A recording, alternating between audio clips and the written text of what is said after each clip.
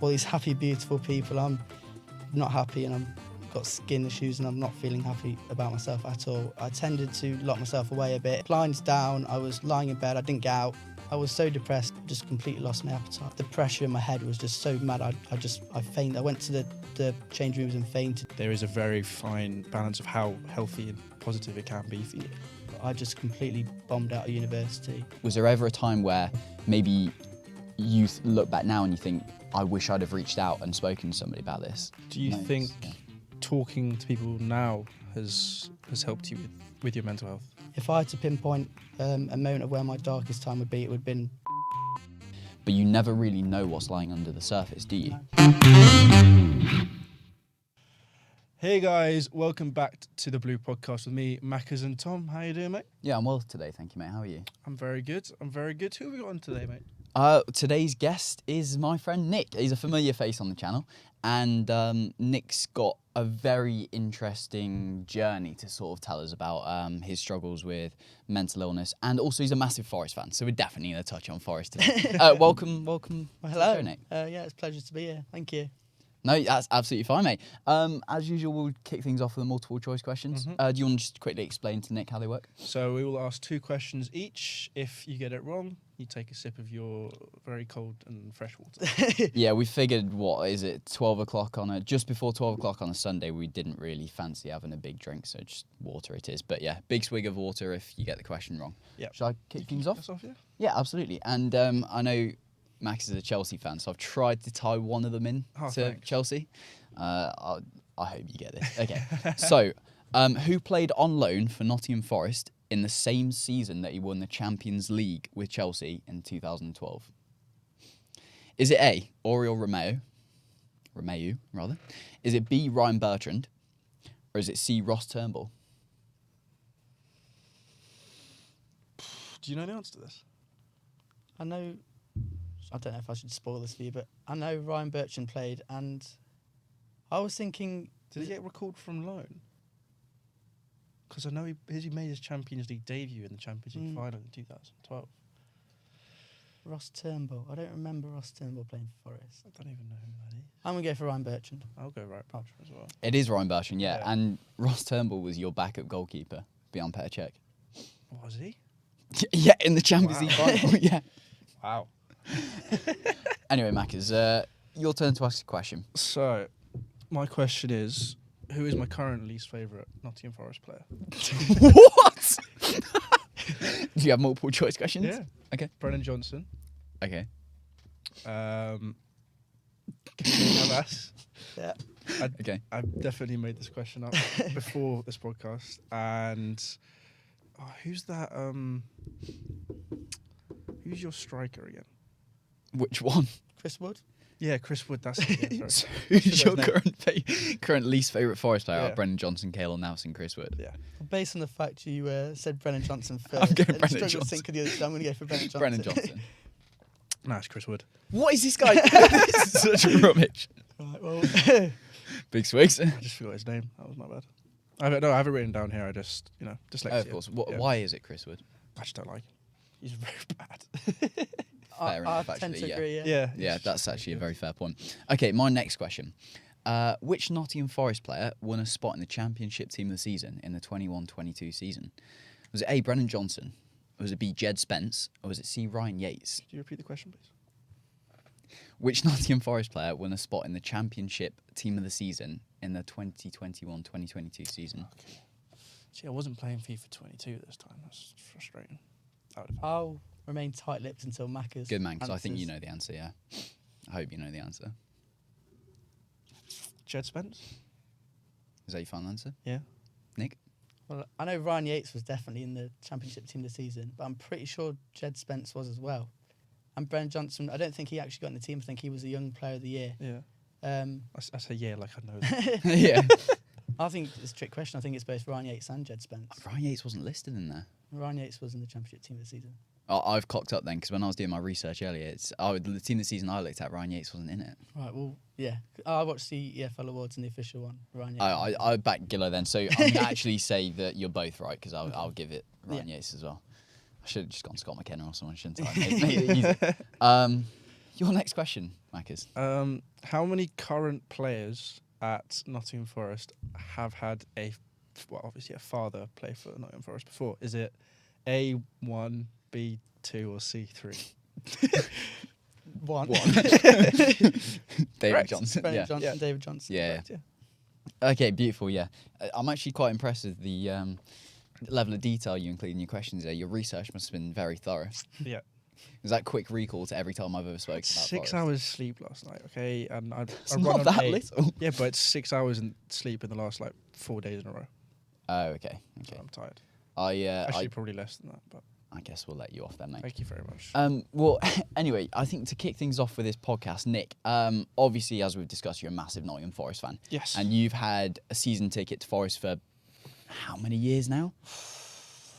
Not that many, 5 or 6. 5 or 6 Yeah. consistent years, pretty much most of the time we've known each other and been mates. You've had a Forest season ticket.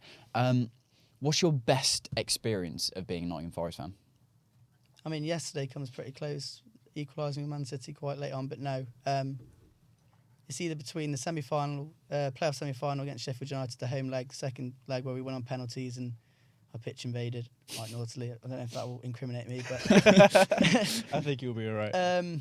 or I think you have to say Wembley, the following game, beating Huddersfield Town 1-0. I mean, it wasn't the best of games, but our finals ever that good. But yeah, got the job done, and the scenes were amazing afterwards. So I'd have to say that Wembley playoff final. That playoff final. It's interesting you mentioned that because we were speaking beforehand about Max, we've spoken about it before. I think we did with Proddy C about how much football can actually dictate your mood, can't it? Yes, yeah.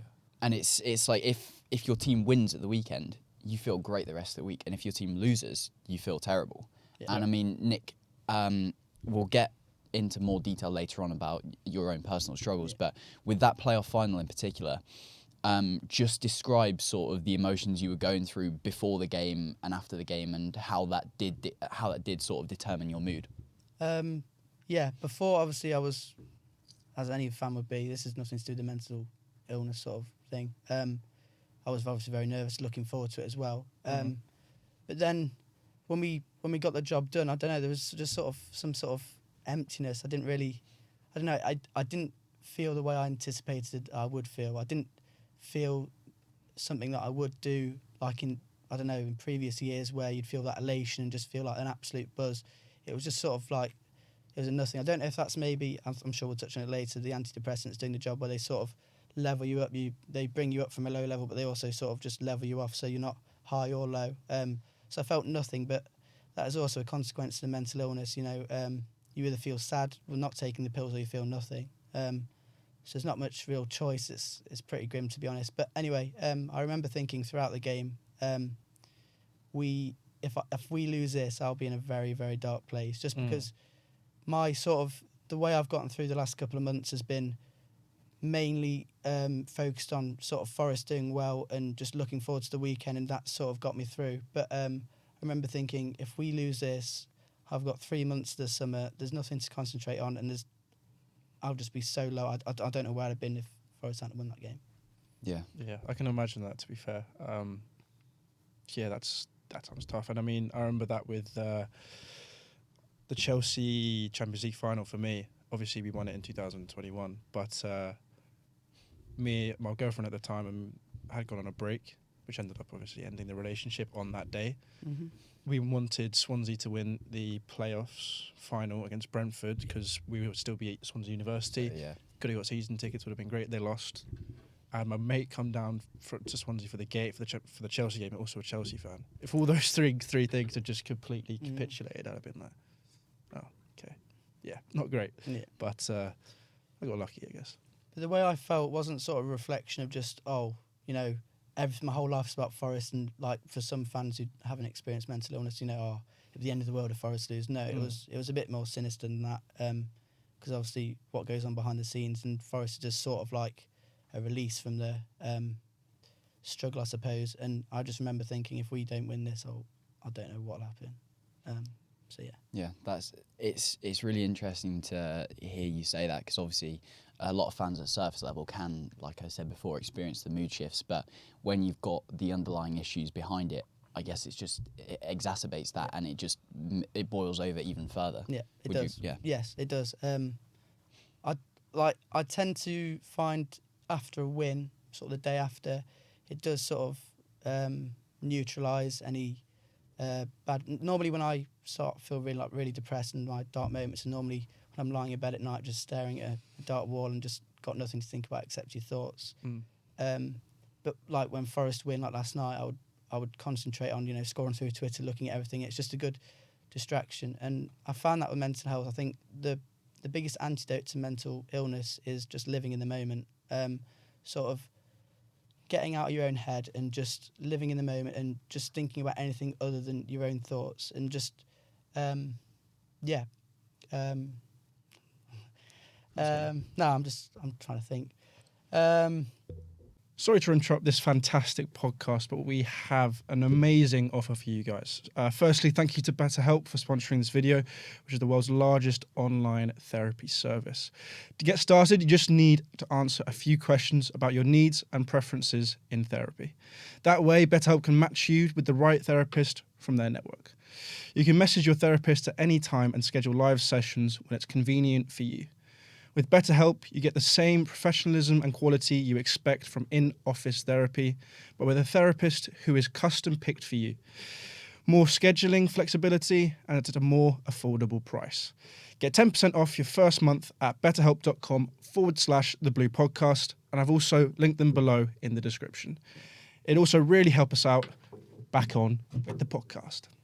Well, let me ask you instead then about, because I think it'd be good for, both of us, Mackers, and also the audience, the people who are listening, just to sort of understand how this all came about, because we've spoken about it before, but if you just want to describe how the mental illness came about, some of the factors that caused it perhaps, and how it's affecting you today. Take much time as you need. So in 2020, obviously COVID, we were the COVID generation, if you like. Our final school year ended prematurely due to the lockdown. So the following months after that, it was absolutely fine. I enjoyed a bit of a rest. But the more and more you start getting stuck into that cycle of just like, I'm not doing anything, I can't do anything. So I joined university in September, obviously moving away from home. That wasn't the biggest sort of mental block, if you like. I was completely happy with being away from home. That's not an issue at all. But it was just the fact that, you left your own responsibilities, and I had a few sort of acne issues at the time, so I was very self-conscious about that. So I tended to lock myself away a bit and try and stay away from people. I was living with sort of 12, 13 people at the time. So I'm just casting my mind back to then, and there's a lot of sort of other factors, sort of house move away from my childhood home in Nottingham. So now I'm living up in the Wirral, moving away from sort of friends, and then just feeling isolated and sort of adrift from all my school friends who were on social media having a great time, and I wasn't. I was scrolling through all these happy, beautiful people. I'm not happy, and I've got skin issues, and I'm not feeling happy about myself at all. So that sort of exacerbated the situation, and I was just spending every day just honestly, the blinds down. I was lying in bed. I didn't get out.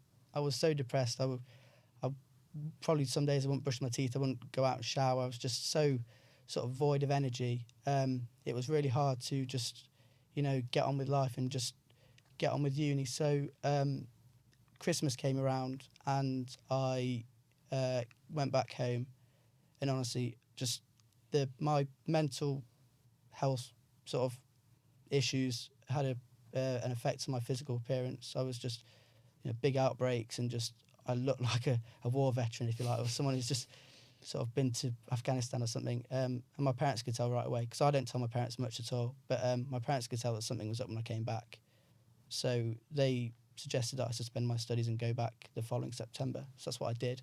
And during that period as well, the March after that Christmas, I moved house, and that feeling of sort of isolation I've used the word quite a bit, but exacerbated once again. Yeah. So yeah, that was but it was a welcome sort of break, if you like, because if I had to pinpoint a moment of where my darkest time would be, it would have been university in my first time doing first year. So yeah, I had a break. I was not particularly happy. You know, there would have been some dark times in that period, but it was okay. And then obviously lockdown got lifted, and you could do a few more things. And I'm big into my golf, so I was playing a lot of golf with my dad, and that's, like I said, that's a welcome distraction where you just sort of live in the moment. I mean, there have been times where my mental state has had an effect on my golf where I've just completely blown up because you're just so frustrated with life. You know, any sort of small little inconvenience can just blow up. But that's why I do like golf, because it's a mental test, and it's exercising sort of your mental strength. So yeah, that aside, I got through lockdown. Obviously, lockdown got lifted, and I was a little bit happy with life. I came down to Nottingham to see my friends the first time in a year or 6 months. And then I went back to uni to restart my first year, and everything was fine first couple of months. Got back into the swing of things. I was doing really well on my exams. I was getting 2-1s and firsts. And obviously doing first year, but I've done it before, so it was yeah. Sort of knew the answers, and and then sort of around the following Christmas, I had this sort of wave of anxiety. We were having Christmas dinner at the golf club, sort of like 21st of December, whatever, and I just completely lost my appetite. And this wasn't something this wasn't the first time thing. I always found when I went around to sort of friends' houses and had food with their parents, even when I was 12, 13, where I really wouldn't have said I was struggling with mental illness, I would get that sort of knot in your stomach and just the loss of appetite around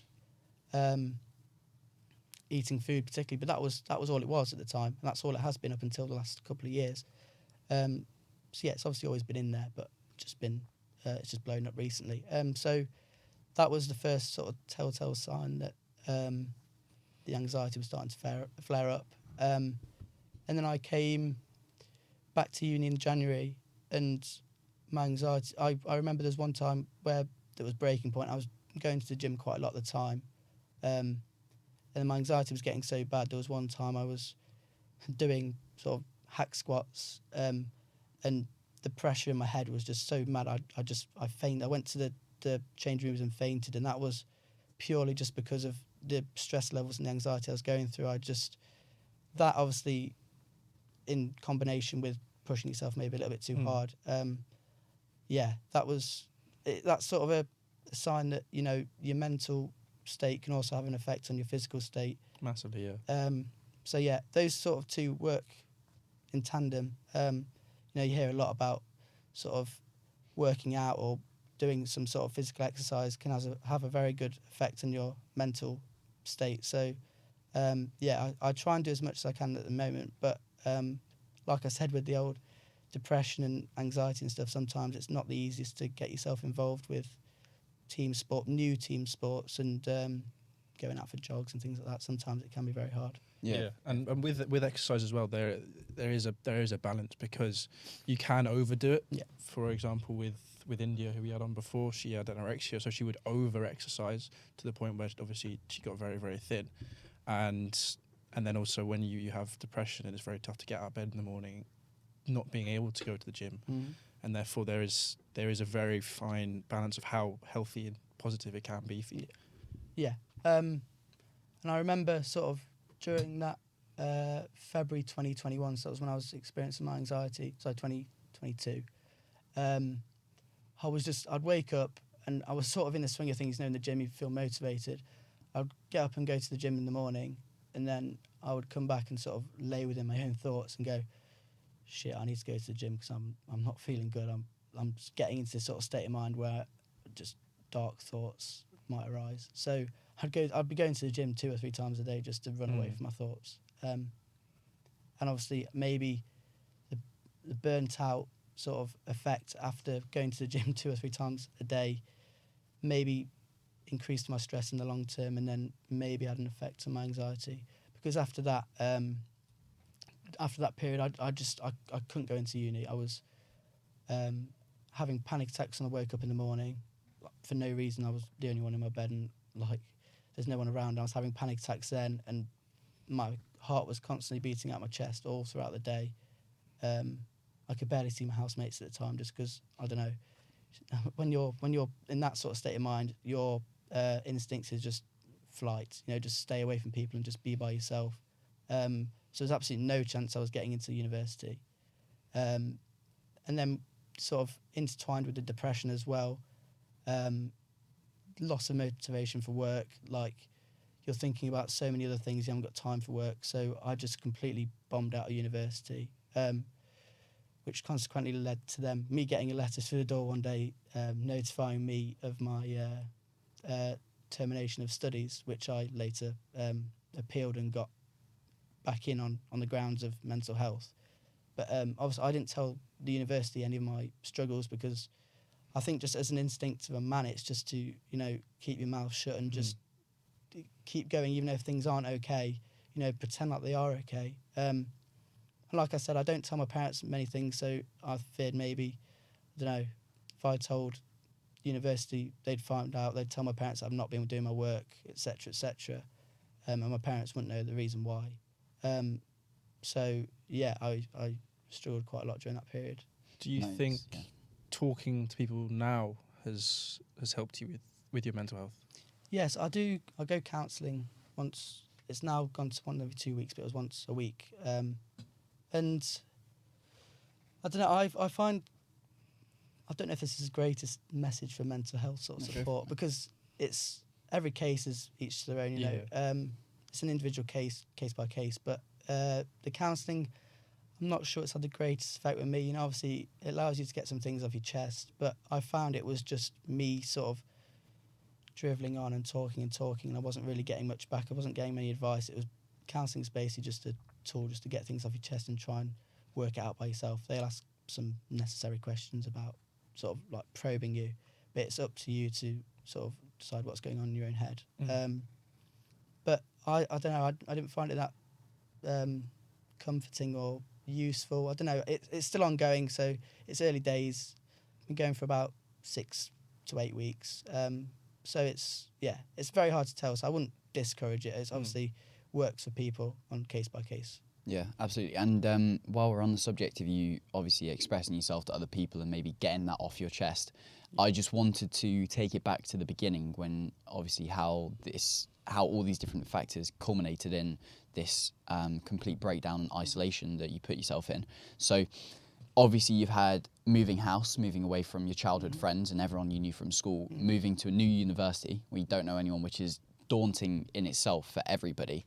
And do you think the fact that you just couldn't speak to anyone about it, like you said, you don't really speak to your parents about this, you didn't like make friends instantly at uni, and you couldn't really speak to anyone from home. Was there ever a time where maybe you look back now and you think, I wish I'd have reached out and spoken to somebody about this?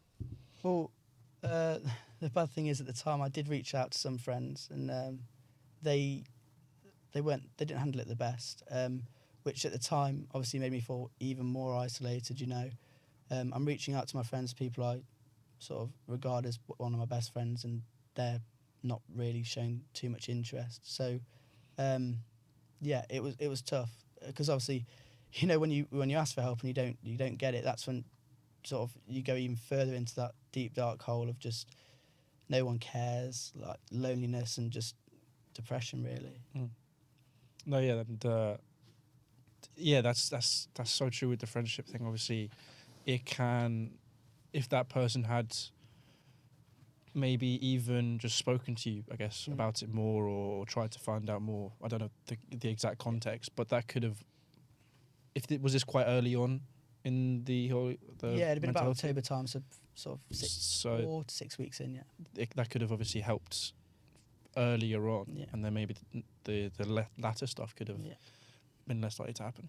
I found a lot with sort of my friends in particular, I'm sure it's a lot of them, people say things but they don't back it up with actions. They say, I'm always here for a chat, or are you okay, whatever, but they ask it once and they think, okay, that's my duty as a friend done, because the actions don't back up the words. So yeah, I think that's about it, to be honest. I don't really want to call out my friends. No, of course. I think as well, I think maybe it's tough, especially 18 going into uni, right? It's tough as well because there are a lot of people out there that do battle with mental illness. Obviously, a lot of them not to the same extent as, I mean, we've had India before and we've got Nick now, and it's obviously tough, but it's tough because you're obviously told that you should reach out to your mates and check they're doing okay, but you never really know what's lying under the surface, do you? No.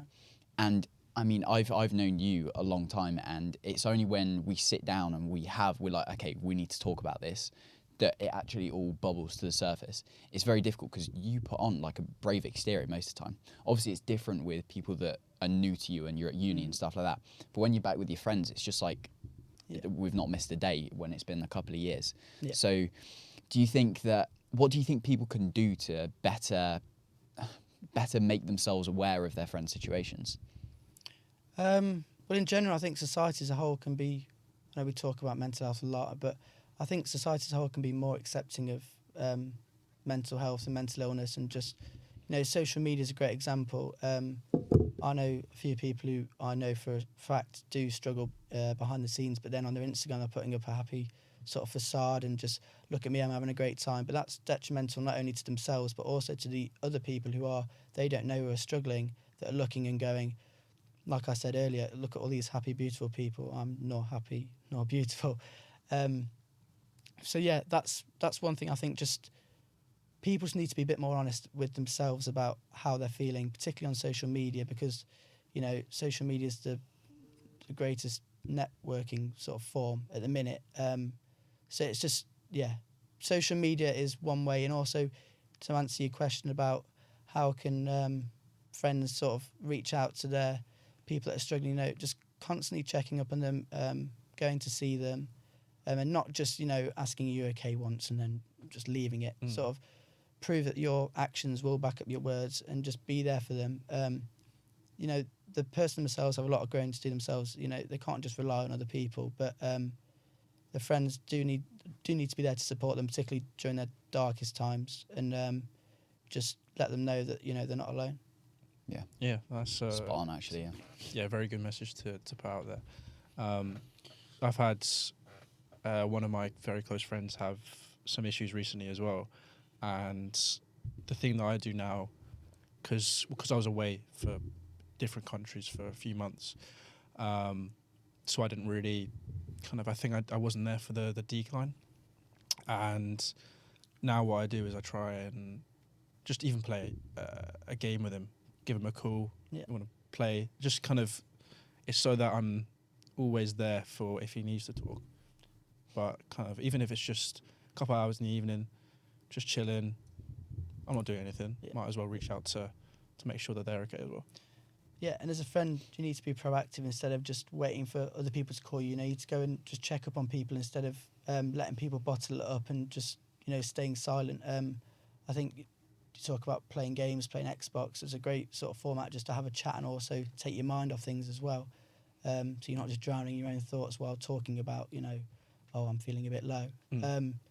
So yeah, just make plans, make sure that you're busy, because like I said, that's the greatest antidote to mental illness, is just staying busy and just trying to take your mind off it for as much as possible. And as a friend, you can help them do that. You can invite them out, and it's up for them to accept it. I mean, I know obviously when you are in the pits of depression, there will be times where you're just really not feeling up to it. But as a friend, I think it's your duty just to try and make an effort with those sort of things and just keep them as busy as possible. Yeah. Absolutely, mate. I think that's a great message, and one that, I mean, I know myself that I probably don't do as much as I can, just because sometimes it's just easier to pretend that it's not happening, or maybe sometimes that you just don't know it's happening. I get it. People have busy lives, so they don't always have the time for their friends. But everyone's got sort of 5 or 10 minutes in their day to reach out to their friends and make sure they're okay. So I think I think sometimes the trap that people can fall into, which I think a lot of people, including myself, can fall into, is they've not messaged me. Oh, they're probably busy. Yeah. Not necessarily you can sometimes. There is also the other side of it, where sometimes as a friend you can be messaging someone first all the time. Yeah. And it can feel very one-sided. Yes. But again, it's obviously there will be examples where it is just a one-sided friendship, Yeah. and maybe that's not the best thing for you. But again, it's always worth just being wary of what your friend could be doing. So yeah, I touched on panic attacks earlier. I first really started experiencing them, like I said, in sort of Christmas time, 2021.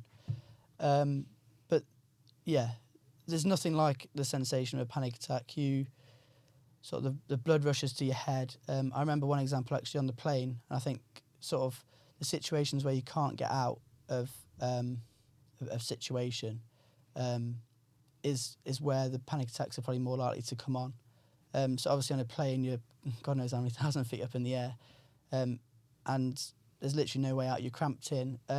So I remember I was actually listening to a podcast, the Diary of CEO. I know, don't want to sort of. Was it Jesse Lingard one? No, with just Lewis didn't- Capaldi. He was Okay. touching on how he used to have panic attacks on the stage, or before he went on the stage. And that sort of, I don't know, triggered that intrusive thought of me thinking, what if I have a panic attack here? Because I'm just thousands of feet up in the air and there's literally no way out.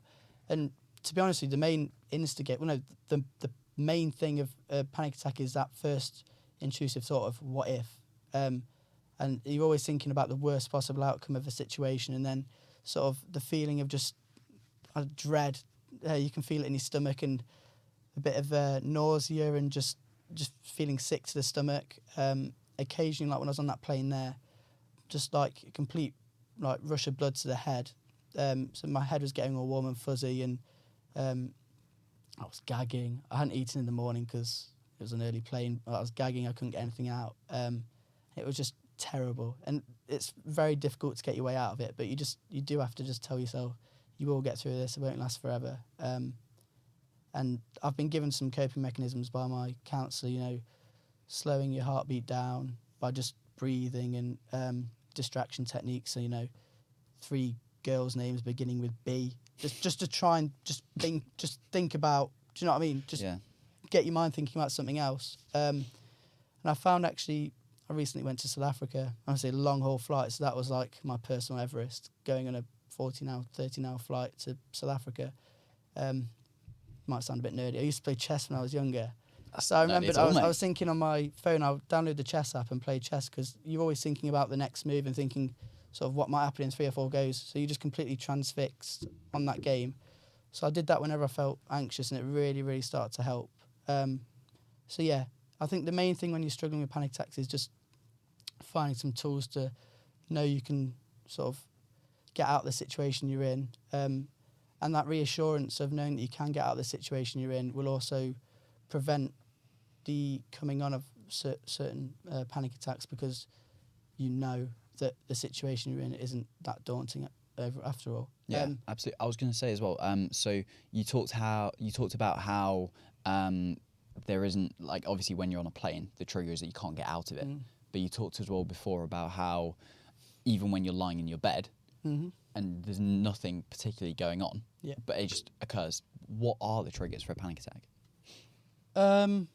Generally, it's case by case yet again. And the problem with mental illness is it's just so unpredictable. It can come on at any instance, but there obviously are certain triggers that are more prevalent than others. Like I said, being stuck in tight spaces, meeting new people, but then again, just being in a sort of situation where you feel like you can't get out. So in like a restaurant, or I don't know. The fear of sort of appearing to be rude, like when I said about my going to friends' houses, and I didn't want to like not eat all their food because it comes across as rude. So that was sort of like the feeling in my stomach, and then I started worrying. But then obviously it was detrimental because I didn't eat the food because I wasn't hungry. But yeah, it's case by, it's just random. But when I was having panic attacks in my bedroom, that was just a state of mind I was in. I was just in a constant anxious state of mind. It wasn't. That's a bit of an anomaly, because I, before or after that, haven't experienced such like a extended length of just constant anxiety. Now it's only in certain situations, like I've just listed, and normally come with a panic attack. It's not ideal, but I think when you you live with a panic attacks, you just start to sort of a bit more accepting. And I think that is a very key sort of message I can send across to people struggling with anxiety or panic attacks. Just accept it. Although while you should be obviously trying your hardest to get out of these situations, don't be too hard on yourself and just take it easy, because it'll only, if you get more frustrated and more worked up about having panic attacks, you're only going to start thinking about having panic attacks more, and then you're probably more likely to have more. So you just have to be more sort of relaxed and just chill out a bit when it comes to that, and just go, you know what, whatever will be, will be. It's who I am. Yeah. Is what it is. Thank you very much for coming on, Nick. Thanks It for was having me. it was a pleasure. I hope people who watched and listened to this learned a lot, and maybe it can help someone who's kind of been in a similar situation to you, because there's a lot of young people these days who, with COVID and everything, have mental health it's skyrocketing in terms of a negative way. So hopefully that can help some people out. But yeah, check out all of our socials, all linked down below. Do check out BetterHelp as well. They are linked down below as well. And yeah, we'll see you guys on the next podcast. Cheers, guys. Cheers.